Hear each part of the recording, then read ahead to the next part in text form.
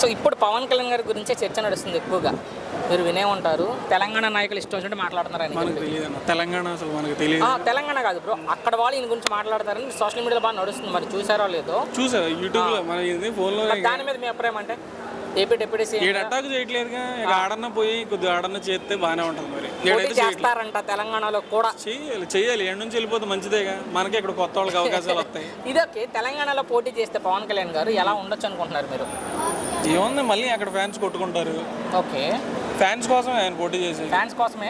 పనిచేయడానికి గురించి నేను అడిగే వెళ్తాను, ఏమవుతాయి ఏ రావు కరాఖండిగా వెంటనే చెప్పేశారు. ఏం రావు. కూటమి కడితే ఆయన అక్కడ కూడా తెలంగాణలో టీడీపీ జనసేనతో కలిసి, బీజేపీతో కలిసి జనసేన వెళితే, జనసేన బీజేపీ, మళ్ళీ అక్కడ బీఆర్ఎస్ టీఆర్ఎస్, మళ్ళీ షర్మిలక్క, కాంగ్రెస్, మొత్తం 10 మంది 11 మంది అయ్యేటట్టున్నారు. క్రికెట్ టీం ఉంది తెలంగాణ ఎలక్షన్స్ వస్తే తల కొద్దిగా పంచుకుంటారు. తమిళనాడులో మొన్నటి జరిగింది, విజయ్ సీఎం అవ్వాలంటే ఎంతమంది గెలవాల్సి వచ్చిందో, నెక్స్ట్ తెలంగాణలో జరుగుతుంది. ఈయన ప్రభావం ఎంతవరకు ఉండదు పవన్ కళ్యాణ్ గారి ప్రభావం తెలంగాణలో?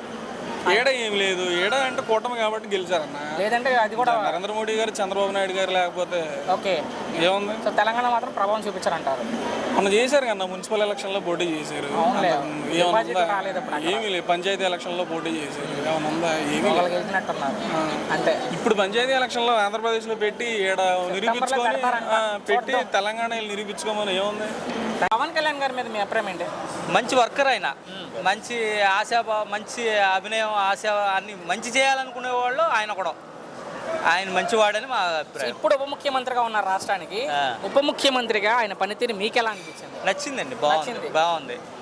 మరి ఏపీ ఉప ముఖ్యమంత్రిగా ఉన్న పవన్ కళ్యాణ్ గారిని తెలంగాణలో అన్ని నాయకులు, అన్ని పార్టీల నాయకులు ఇష్టం వచ్చినట్టు మాట్లాడుతున్నారు. సో దాని మీద మీ అభిప్రాయం అంటే? తెలంగాణకి ఆయన మరి ఎందుకు వెళ్ళాడో నాకు తెలియదు. మన ఆంధ్రాలో, మాది ఆంధ్ర కనుక మా ఆంధ్రాలో ఆయనకి మంచి పేరే ఉంది. తెలంగాణలో పవన్ కళ్యాణ్కి ఏం పని అంటున్నారు వాళ్ళు? నేను అదే అంటున్నా. అక్కడే కదన్నా కలిసి ఉంది, అక్కడే వాళ్ళ రాజకీయం అక్కడే, సినిమాలు అక్కడే.